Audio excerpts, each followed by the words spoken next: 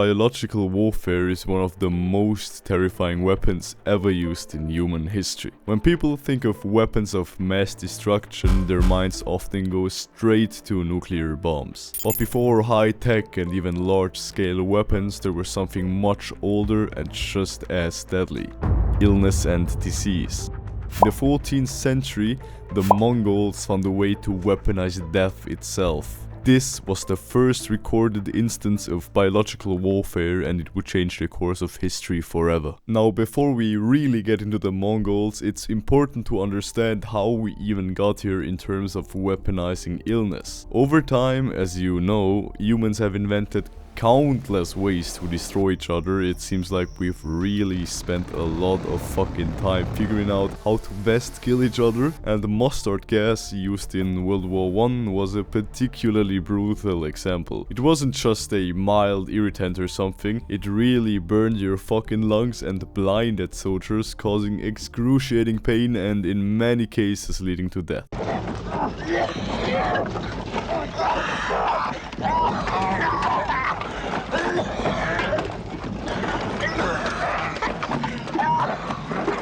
And after mustard gas, you'd think, alright, the world got some sense into their head. Like, we saw the First World War and we noticed this shit is absolutely inhumane, so let's stop all of that bullshit. But no, the world saw the rise of sarin gas. This colorless, odorless nerve agent could shut down your nervous system in an instant. Used in the Iran-Iraq war and later in terrorist attacks like the Tokyo subway attack in 1995, sarin was a perfect example of how chemical weapons could bring chaos to modern warfare. Now, let's switch to the Mongols. In the 1200s, Genghis Khan forged an empire that spanned from China all the way to Eastern Europe. Under his leadership, the Mongols were unmatched in their military tactics and their absolute cruelty. By the mid-1300s, the Mongols had expanded their empire significantly and were pushing westwards into Europe. One of their prime targets was Caffa, a wealthy trade city on the Crimean Peninsula. Caffa had become a strategic hub for trade between Europe and Asia, making it a very valuable prize for any empire seeking dominance over the region. In 1346, the Mongols finally laid siege to Caffa. They surrounded the city, cutting off food and supplies, and began their usual tactics of destruction. But this time, the siege would take a deadly and unexpected turn. As the Mongols advanced, they began to suffer from an outbreak of the Black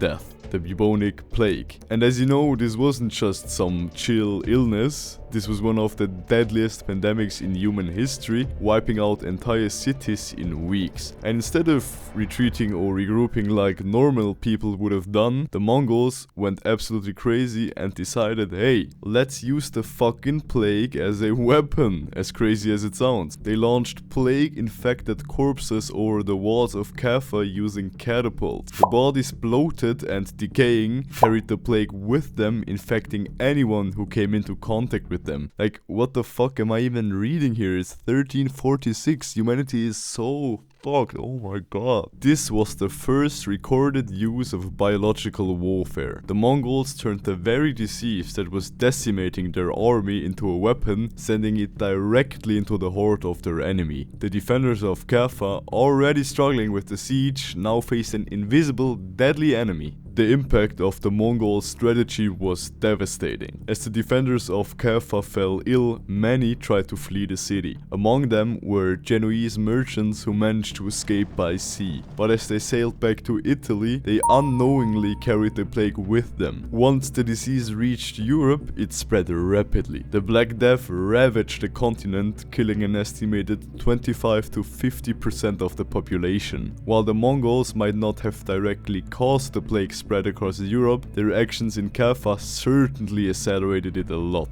The Mongols didn't have any advanced chemical weapons, but they used what they had: infected corpses. They showed the world that disease could be just as deadly as any weapon of war. So we could say that the Mongols were low-key trendsetters of biological warfare. And even today, scientists and historians debate how much the Mongols' actions directly contributed to the plague's spread. But one thing is clear, the use of disease as a weapon set a chilling precedent for future conflict. It demonstrated that war could be waged not just with weapons but with nature itself, and I think this made a lot of wars excruciatingly more brutal. So to wrap this all up, the Mongols didn't just conquer. They changed the way we think about warfare. They didn't need high-tech weapons to be devastating. They used the most basic tool at their disposal, death, and turned it into a weapon. Biological warfare is a dark chapter in human history, and while it began centuries ago, the threat it poses remains relevant today. The lesson is clear. In war, there are no boundaries, no limits to how far people will go to achieve victory. And when it comes to biological warfare, the price of that victory is measured not just in lives lost, but in the very fabric of society torn apart.